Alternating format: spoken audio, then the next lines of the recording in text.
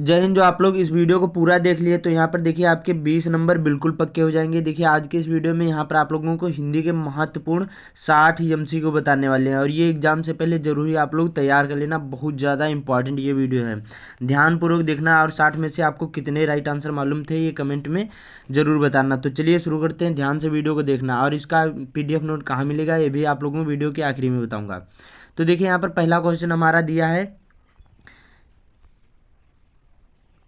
पहला देखिए हमारा क्वेश्चन है कि प्रायश्चित किसकी रचना है। यहाँ पर पद्मलाल पुन्नालाल बख्शी की, रामधारी सिंह दिनकर की, जयशंकर प्रसाद की, यहाँ पर भगवती चरण वर्मा। तो देखिए ये हमारा राइट आंसर डी वाला हो जाएगा, ये भगवती चरण वर्मा जी की यहाँ पर प्रायश्चित रचना है। बहुत ज़्यादा इंपॉर्टेंट सारे यहाँ पर क्वेश्चन हैं। अगला हमारा यहाँ पर देखिए बहुत ज़्यादा इंपॉर्टेंट अगला है हमारा यहाँ पर देखिए कि चिंतामणि यहाँ पर निबंध संग्रह किसका है। जो चिंतामणि निबंध संग्रह ये किसका, आचार्य रामचंद्र शुक्ल की, महावीर प्रसाद द्विवेदी की, यशपाल की, जैनेन्द्र।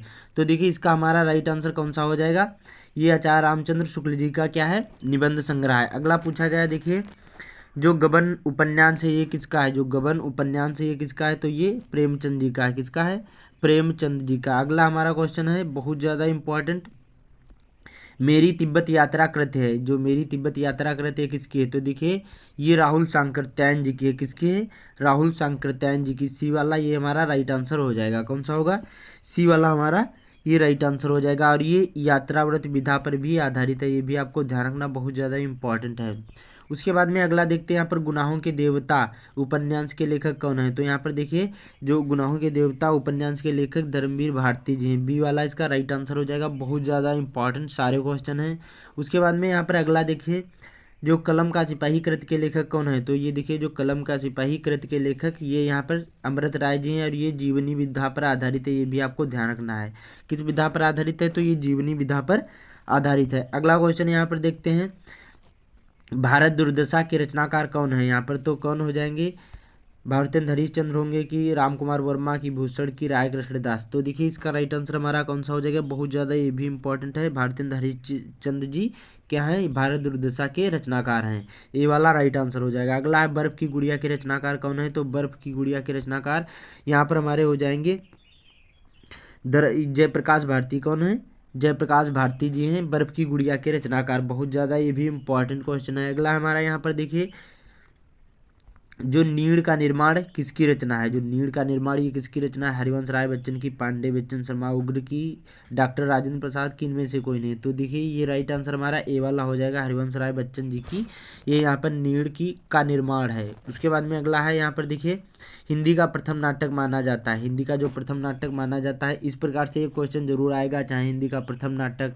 या उपन्यास या महाकाव्य या यहाँ पर ये सारी या कहानी, इस प्रकार से एक क्वेश्चन जरूर आएगा। तो देखिए हिंदी का जो प्रथम नाटक है ये नहुसू है। कौन सा है, नहुसू है। ध्यान रखना, बहुत ज़्यादा इंपॉर्टेंट है। किशोरीलाल गोस्वामी, सॉरी यहाँ पर किसका, गोपाल चंद्र गिरधर दास का है, ये ध्यान रखना, बहुत ज़्यादा इंपॉर्टेंट है। अगला यहाँ पर देखिए हिंदी का प्रथम उपन्यास है। तो देखिए जो हिंदी का प्रथम उपन्यास है ये परीक्षा गुरु है, ए वाला हमारा राइट आंसर है। और किसका है, तो लाला श्रीनिवास दास जी का है, ये भी ध्यान रखना। अगला हिंदी की प्रथम कहानी कौन है। तो हिंदी की प्रथम कहानी इंदुमती है। क्या है, इंदुमती है, बहुत ज़्यादा इंपॉर्टेंट है। और किशोरीलाल गोस्वामी जी की ये यहाँ पर रचना है। इंदुमती जो है ये किशोरीलाल गोस्वामी जी की रचना है। अगला हमारा है यहाँ पर एकांकी सम्राट कहा जाता है। तो देखिए डॉक्टर राम कुमार वर्मा जी को एकांकी सम्राट कहा जाता है, ये भी बहुत ज़्यादा इंपॉर्टेंट क्वेश्चन है। अगला हमारा यहाँ पर देखते हैं 14वां हमारा क्वेश्चन है। यहाँ पर देखिए कंकाल के लेखक कौन है। तो कंकाल के लेखक यहाँ पर मुंशी प्रेमचंद जी हो जाएंगे, ए वाला इसका राइट आंसर हो जाएगा। कौन सा होगा, ए वाला हमारा इसका राइट आंसर हो जाएगा। उसके बाद में यहाँ पर अगला है पंचांग दर्शन के रचनाकार कौन है। तो यहाँ पर मथुरानाथ शुक्ल जी हो जाएंगे। कौन से होंगे, मथुरानाथ शुक्ल जी। और ये 1 शॉर्ट वीडियो है, एक एक करके मैं आप लोगों को क्वेश्चन सारे करा दूंगा, बहुत ज़्यादा इंपॉर्टेंट है सारे। इसमें रस, छंद, अलंकार, उपसर्ग, प्रत्यय, समास, अभिकारी, विकारी, सारी चीज़ें इसी वीडियो में बताऊंगा, तो ध्यान से वीडियो को देखना। अगला है यहाँ पर ध्रुव सामनी नाटक के रचनाकार कौन है। तो कमेंट में जल्दी जल्दी इसका आंसर बताओ। ध्रुव सामनी नाटक के रचनाकार जयशंकर प्रसाद जी हैं। कौन है, जयशंकर प्रसाद जी। अगला यहाँ पर कामायनी महाकाव्य के रचनाकार कौन है। तो इसमें भी जयशंकर प्रसाद जी हैं। और कामायनी जो है ये एक महाकाव्य है, ये भी आपको ध्यान रखना है। उसके बाद में अगला यहाँ पर देखते हैं आधुनिक काल की समय जो सीमा या समयावधि कितनी है, तो देखिए आधुनिक काल जब भी आ जाए तो जब से शुरू होगा और अब तक चला आ रहा होगा, तो इसमें देखिए अब तक लिखा है, तो यही हमारा 1843 ईस्वी से और अब तक, तो राइट आंसर हमारा सी वाला हो जाएगा। अगला है छत्रसाल दशक के रचनाकार कौन है। तो देखिए छत्रसाल जो दशक है ये भी बहुत ज़्यादा इंपॉर्टेंट पूछा जाने वाला ये क्वेश्चन है। तो यहाँ पर देखिए इसका हमारा राइट आंसर हो जाएगा बी वाला होगा, क्या होगा, बी वाला। कौन सा, 19वें का राइट आंसर हमारा बी वाला, भूसठ जी हैं इसके रचनाकार हैं। 19वें का राइट आंसर कौन सा होगा, बी वाला। और ये रीतिकाल के यहाँ पर रचना, ये भी आपको ध्यान रखना है। उसके बाद में अगला यहाँ पर साकेत किस युग की रचना है। जो साकेत है ये किस युग की रचना है, ये भी बहुत ज़्यादा इंपॉर्टेंट है। तो ये देखिए हमारी द्विवेदी युग की रचना है, और किसकी है, तो अयोध्या सिंह उपाध्याय हरिऔध जी की रचना है साकेत, और यह एक महाकाव्य भी है, ये भी आपको ध्यान रखना है। अगला यहाँ पर रीतकालीन कवि हैं। तो रीतकालीन कवि कौन है, तो यहाँ पर देखिए केदार भट्टे की, जैसी की, पद्माकर की, यहाँ पर कृष्णदास। तो रीतिकालीन जो कवि हैं ये यहाँ पर पद्माकर जी हैं। कौन है, सी वाला हमारा राइट आंसर हो जाएगा, सी वाला हमारा राइट आंसर हो जाएगा। अगला यहाँ पर बिहारी की रचना है। तो बिहारी की रचना यहाँ पर देखिए बिहारी सतसई होगा, जिसमें 723 या 719 दोहे हैं। ये आपको ध्यान रखना, पूछा जा सकता है कि बिहारी सतसई में कितने दोहे हैं। तो 719 भी है, और कई कई जगह 723 भी आ जाता है, ठीक है। उसके बाद में यहाँ पर और इनकी एकमात्र वही रचना है। अगला है रामचंद्रिका के रचयिता कौन है यहाँ पर। तो देखिए ये केशव दास जी हो जाएंगे, बी वाला इसका राइट आंसर हो जाएगा। बहुत ज़्यादा इंपॉर्टेंट है, तो इसमें का राइट आंसर कौन सा होगा, हमारा बी वाला हो जाएगा, बहुत ज़्यादा इंपॉर्टेंट। अगला यहाँ पर देखते हैं द्वापर के रचयिता कौन है। तो यहाँ पर देखिए जो द्वापर के रचयिता ये हमारे हो जाएंगे, यहाँ पर कौन होंगे, बहुत ज़्यादा इंपॉर्टेंट, ये हमारे हो जाएंगे मैथिली शरण गुप्त। कौन से, मैथिली शरण गुप्त द्वापर के रचयिता हैं, ध्यान रखना, बहुत ज़्यादा इंपॉर्टेंट है। इसमें देखिए यहाँ पर प्रिंट गलत हो गया, ये सी राइट आंसर नहीं होगा, यहाँ पर बी वाला होगा, ठीक है। इसको ध्यान रखना, बी होगा, सी नहीं होगा, ठीक है। मैथिली शरण गुप्त जी हैं द्वापर के रचयिता, ये आपको ध्यान रखना। अगला है आधुनिक युग की मीरा को कहा जाता है। जो आधुनिक युग की मीरा है कहा जाता है, किसको कहा जाता है, महादेवी वर्मा को, कि सुभद्रा कुमारी चौहान की, सुमित्रा कुमारी सिन्हा की, इनमें से कोई नहीं। तो देखिए इसे आधुनिक युग की मीरा कहा जाता है, महादेवी वर्मा जी को कहा जाता है, ध्यान रखना। इनकी यामा छड़दा ये सभी इनकी रचनाएं। अगला खुमान रासो के रचनाकार कौन है। तो खुमान रासो के जो रचनाकार हैं ये भी बहुत ज़्यादा इंपॉर्टेंट, तो ये हमारा बी वाला राइट आंसर हो जाएगा, दलपत विजय जी हैं इसके रचनाकार, ठीक है, खुमान रासो के। अगला है हरजगनिक परमाल रासो होगा, ठीक है, जिसको आलाखंड भी बोलते हैं।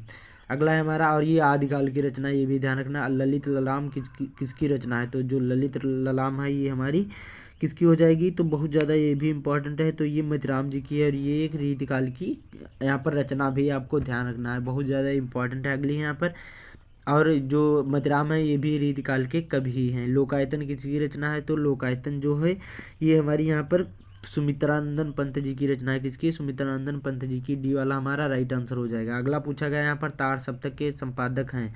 तो तार सप्तक के संपादक जो हैं ये हमारे अज्ञेय जी हो जाएंगे। अज्ञेय का पूरा नाम क्या है, सच्चिदानंद हीरानंद वात्सेन, अज्ञेय इनका पूरा नाम है, ये आपको ध्यान रखना। अगला है कठिन काव्य का प्रेत कहे जाते हैं, बहुत ज़्यादा इंपॉर्टेंट है, पूछा जाने वाला ये क्वेश्चन, और बहुत बार ये आपके बोर्ड एग्जाम में आया है। तो ये केशव दास को कहा जाता है, केशव को कहा जाता है कठिन काव्य का प्रेत। उसके बाद में यहाँ पर हमारा अगला क्वेश्चन कौन सा है, यहाँ पर हास्य रस। देखिए 30 जो क्वेश्चन है मैंने 15 यहाँ पर हिंदी गद्य साहित्य और हिंदी पद्य साहित्य 15 ले लिए हैं। 30 क्वेश्चन आप लोग तैयार कर लोगे तो इनमें से आपके 10 नंबर बिल्कुल पक्के हो जाएंगे। उसके बाद में यहाँ पर देखते हैं अब रस छंद अलंकार सारे उपसर्ग प्रत्यय ये सारी चीज़ें आप लोगों को बताऊंगा। तो देखिए हास्य रस का जो स्थायी हो जाएगा वो क्या होगा, हास होगा। क्या होता है, हास होता है, जिसमें हंसी प्रकट हो वही हमारा हास्य रस होगा। अगला मणि खोई भुजंग सी जन्नी फंसा पटक रही थी शीश और अंधी आज बनाकर यहाँ पर तुमने किया न्याय जगदीश। तो इसमें देखिए जो हो जाएगा मुझको किया न्याय तुमने जगदीश। तो देखिए इसमें क्या है, बता रहा कि कौन सा रस है, प्रस्तुत पंक्तियों में कौन सा रस है। तो इसमें देखिए हमारा जब यहाँ पर श्रवण कुमार के तीर लगा था तब उनकी माता बिलख बिलख कर रो रही थी। तो ये कह रही थी किससे, दशरथ थे कह रही थे। तो यहाँ पर देखिए ये हमारा राइट आंसर हो जाएगा। यहाँ पर दशरथ से नहीं, भगवान, यहाँ पर भगवान से कह रही थी, ईश्वर से कह रही थी। तो देखिए ये हमारा राइट आंसर यहाँ पर हो जाएगा करुण रस, क्योंकि इसमें शोक प्रकट हो रहा है, ठीक है। तो यहाँ पर राइट आंसर हमारा बी वाला हो जाएगा। अगला है नाना वहाँ नाना वैसा विषय शिव समाज निज देखा और को मुखबीन विपुल मुख काहू, और यहाँ पर बिन पद कर को बहु बाहू में कौन सा रस है। तो इसमें हमारा देखिए इसमें हंसी का शब्द दे दिया गया है, बिहसे देखिए मुखहीन विपुल मुख काहू। तो देखिए ये हमारा हास रस होगा, कौन होगा, हास्य रस होगा। राइट आंसर हमारा बी वाला हो जाएगा, हास्य रस इसमें हो जाएगा। अगला यहाँ पर देखिए रोला के कितने चरण होते हैं, तो इसमें देखिए 4 चरण होते हैं। ध्यान रखना कितने चरण होते हैं, 4 इस प्रकार से होते हैं, सभी में 24-24 मात्राएं होती, ध्यान रखना है चारों चरण में। उसके बाद में अगला यहाँ पर देखिए 35वां हमारा हमारा है बहुत ज़्यादा इंपॉर्टेंट कि निम्न में से कौन सा यहाँ पर उपमा अलंकार का अंग है। तो देखिए उपमेय भी होता है, उपमान भी होता है, साधारण धर्म और वाचक भी होते हैं शब्द। तो उक्त सभी ये तीनों क्या है, यहाँ पर उपमा अलंकार के अंग हैं। तो राइट आंसर हमारा कौन सा हो जाएगा, डी वाला हो जाएगा। ये पूछा जा सकता है, एमसीक्यू में पूछे जा सकते हैं। अगला हमारा क्वेश्चन है, जहाँ पर उपमेय में उपमान का निषेध रहित आरोप किया जाता है वहाँ पर कौन सा अलंकार होगा। तो देखिए इसमें क्या है, निषेध रहित आरोप किया जाता है यहाँ पर उपमेय में उपमान का, तो इसमें रूपक अलंकार हो जाएगा, जैसे चरण कमल बंधो हर्राई में रूपक अलंकार होता है। ठीक है। अगला पीपर पात सरिस मंडोला में कौन सा अलंकार है, तो इसमें हमारा कौन सा हो जाएगा, देखते ऑप्शन में, तो इसमें हमारा उपमा अलंकार हो जाएगा। ये वाला हमारा इसका राइट आंसर हो जाएगा। उसके बाद में यहाँ पर देखते हैं अगला क्वेश्चन कौन सा है, बहुत ज़्यादा इंपॉर्टेंट क्या है, सोहत ओढ़े पीत पट श्याम सलोने गात और मनव नील मणि शैल पर आतप पर्यो प्रभात। तो इसमें देखिए मनव शब्द दे दिया गया, जिसमें मन मानो जन जानो कोई भी वाचक शब्द हो वहाँ पर हमारा उत्प्रेक्षालंकार होता है। ठीक है। तो राइट आंसर हमारा डी वाला हो जाएगा। ये देखिए इसकी परिभाषा भी आप लोग इसको याद कर लो, क्या है यहाँ पर, जहाँ पर उपमेय में उपमान की संभावना की जाए वहाँ पर मन मानो जन जानो या जनो मनो या जानो मानो कोई भी वाचक शब्द हो वहाँ पर उत्प्रेक्षालंकार होता, मैंने बता दिया। तो ये उदाहरण में कुछ जनो मनो जानो मानो या फिर मन मानो जन जानो कोई भी वाचक शब्द हो तो वहाँ पर उत्प्रेक्षालंकार हो जाएगा, ये आपको ध्यान रखना है। अगला है यहाँ पर छंद के प्रकार होते हैं, तो देखिए ये वाणिक छंद भी होता है, यहाँ पर मात्रिक छंद भी होता है, मुक्त छंद भी होता है, तो उक्त सभी हो जाएंगे। तो डी वाला इसका राइट आंसर हो जाएगा। अगला है सोठा के दूसरे और चौथे चरण में कितनी मात्राएं होती है, कितनी कितनी, तो इसमें देखिए दूसरे और चौथे चरण में 13 मात्राएं होती है, पहले और तीसरे चरण में 11 मात्राएं होती है, और यह दोहे का उल्टा भी होता है। तो इसका राइट आंसर हमारा बी वाला हो जाएगा। अगला पूछा गया यहाँ पर अपमान में कौन सा उपसर्ग लगा है, तो देखिए उपसर्ग का मतलब होता है किसी शब्द के पहले जुड़ना, तो इसमें जो अप जुड़ा है, जो अप है, यही हमारा राइट आंसर ए वाला हो जाएगा, यही उपसर्ग होगा। ठीक है। उसके बाद में अगला है पर्यावरण शब्द में कौन सा उपसर्ग लगा है, तो परिधन आवरण होता है, तो परि जो हो जाएगा यही हमारा क्या होगा यहाँ पर, ये हमारा उपसर्ग हो जाएगा, सी वाला राइट आंसर हो जाएगा, बहुत ज़्यादा इंपॉर्टेंट है। अगला यहाँ पर देखिए पूछा गया 7 नदियों का समूह का समास होगा, तो देखिए इसमें संख्यावाचक है, जिसमें संख्यावाचक हो वहाँ पर हमारा यहाँ पर द्विगु समास हो जाएगा। तो इसमें क्या हो जाएगा, इसका जब समास होगा तो इसमें सप्त सिंध हो जाएगा। ठीक है। बाकी इसमें द्विगु समास होगा। ठीक है। जिसमें संख्यावाचक हो वो हमारा द्विगु समास हो जाएगा। अगला तिरंगा में कौन सा समास है, तो इसमें भी द्विगु समास है, 3 रंगों का समूह होता है, तो इसमें बी वाला हमारा राइट आंसर हो जाएगा, द्विगु समास हो जाएगा। अगला पूछा गया यहाँ पर देखते हैं राजा रानी में कौन सा समास है, तो इसमें देखिए योजक चिन्ह इस प्रकार से बीच में लगा हो और एक दूसरे के अपोजिट, जैसे राजा रानी, ऊंच नीच, बड़ा छोटा, और यहाँ पर राजा रंग, तो इस प्रकार से कोई भी हो वहाँ पर तो समझ जाना वहाँ पर हमारा द्वंद्व समास होगा। ठीक है। पाप और पुण्य हो, इस प्रकार से कोई भी हो वहाँ पर हमारा द्वंद्व समास हो जाएगा। अगला खीर का तत्सम रूप होगा, तो खीर का तत्सम रूप होगा तो क्षीर होगा, बी वाला इसका राइट आंसर हो जाएगा। ध्यान से देखना, बहुत ज़्यादा इंपॉर्टेंट सभी क्वेश्चन है। अगला पूछा गया यहाँ पर पत्थर का तत्सम रूप होगा, तो पत्थर का जो तत्सम रूप होता है ये प्रस्तर होता है, सी वाला इसका राइट आंसर हो जाएगा, बहुत ज़्यादा इंपॉर्टेंट। अगला है गंगा का पर्यायवाची शब्द होगा, तो देखिए गंगा का जो पर्यायवाची शब्द होगा ये सुर सरिता होगा, तो राइट आंसर हमारा ए वाला हो जाएगा। अगला पूछा गया यहाँ पर अश्व शब्द का पर्यायवाची होगा, तो देखिए अश्व जो शब्द का पर्यायवाची तुरंग है दोनों होंगे। ठीक है। ए वाला होगा। बाकी विहग द्विज ये आप लोग कमेंट करना, मरकट और कप ये बंदर की पर्यायवाची। ठीक है। तो 49वीं का हमारा राइट आंसर कौन सा हो जाएगा, इसमें हमारा देखिए 49वीं का राइट आंसर हमारा इसमें बहुत सिंपल सा है, ए वाला हो जाएगा। अगला है यहाँ पर तुरंग है, इनके दोनों पर्यायवाची हैं। अगला यहाँ पर भाषा की सबसे छोटी इकाई को क्या बोलते हैं, तो अक्षर बोलते हैं, ध्यान रखना ये पूछे जा सकते हैं, ये न्यू ऐड कर दिए गए हैं आपके। अगला है जिसके विषय में कुछ कहा जाता है उसको हम क्या बोलेंगे, तो उद्देश्य बोलेंगे, बी वाला इसका राइट आंसर हो जाएगा। जिसके विषय में कुछ कहा जाता है इसको याद कर लो।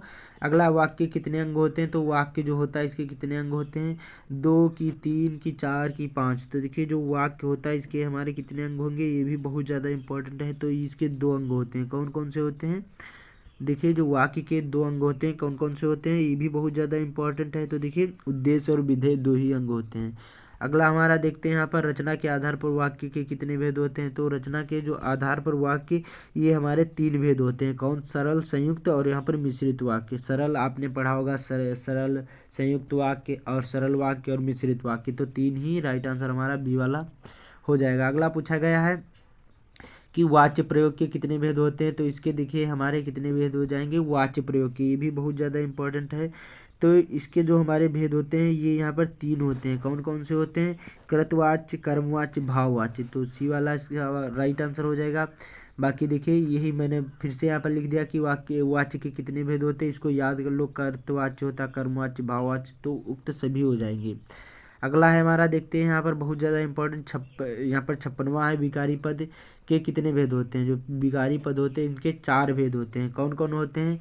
संज्ञा, सर्वनाम, विशेषण, क्रिया। ठीक है, संज्ञा, सर्वनाम, विशेषण, क्रिया, ये आपको ध्यान रखना। विकारी पद कितने होते हैं? भेद 4 होते हैं। संज्ञा, सर्वनाम, क्रिया और विशेषण, ये आपको ध्यान रखना है। मैंने यहाँ पर लिख भी दिए हैं, जिससे आप लोग पीडीएफ जब इसको पा जाना तब आप लोग इसको याद कर लेना, बहुत ज़्यादा इंपॉर्टेंट है। और पीडीएफ इसका कहाँ मिलेगा? व्हाट्सएप ग्रुप का यहाँ पर लिंक मिल जाएगा डिस्क्रिप्शन में, वहाँ से आप लोग इसका पीडीएफ नोट व्हाट्सएप से पा सकते हैं या फिर टेलीग्राम भी ज्वाइन कर सकते हैं। ठीक है, उसके बाद में यहाँ पर अगला 57वां बहुत ज़्यादा इंपॉर्टेंट, संज्ञा के मुख्यतः कितने भेद होते हैं? आपको पता होगा 5 भेद होते हैं। कौन कौन से होते हैं? जैसे इंग्लिश में collective noun, common noun, proper noun, ये सभी होते हैं। उसी प्रकार से हिंदी में व्यक्तिवाचक, जातिवाचक, भाववाचक, समूहवाचक और द्रव्यवाचक होते हैं। ठीक है, 5 भेद होते हैं, ये ध्यान रखना। अगला प्रश्नवाचक सर्वनाम है। तो इसमें देखिए प्रश्नवाचक जो सर्वनाम है क्या, कौन, दोनों होते हैं, ये प्रश्नवाचक सर्वनाम है। तो सी वाला इसका राइट आंसर हो जाएगा। अगला 59वां, इनमें से कौन सा अभिकारी पद है। देखिए विकारी पद जब आपको पता होंगे 4 होंगे, संज्ञा, सर्वनाम, क्रिया, विशेषण, तो आपको अभिकारी तो आसानी से पता हो जाएगा। देखिए संज्ञा, सर्वनाम और क्रिया ये तीनों क्या है? विकारी पद है। अव्यय जो है ये अभिकारी पद है। तो डी वाला हमारा राइट आंसर हो जाएगा। अगला यहाँ पर देखते हैं क्वेश्चन कौन सा है हमारा, कि ये देखिए 60वां क्वेश्चन है। ये आप लोग कमेंट में इसका आंसर बताना कि ये वीडियो आप लोग किस जिले से देख रहे हैं, जिससे आपको हमें भी पता चले कि आप कितनी दूर से ये वीडियो देख रहे हैं। तो कमेंट में ज़रूर बताना, इतने क्वेश्चन जरूर आप लोग तैयार कर लेना। बाकी इस वीडियो को ज़्यादा से ज़्यादा शेयर कर देना। एग्जाम से पहले जरूरी सारे क्वेश्चन तैयार कर लो, बहुत ज़्यादा इंपॉर्टेंट ये वीडियो था। बाकी चैनल पर पहली बार आए चैनल को सब्सक्राइब भी कर लेना। और लिंक डिस्क्रिप्शन में मिल जाएगा टेलीग्राम या व्हाट्सएप ग्रुप का, वहाँ से ज्वाइन करिए और इसका पीडीएफ नोट प्राप्त कर लीजिए। तो मिलते हैं अगले वीडियो में।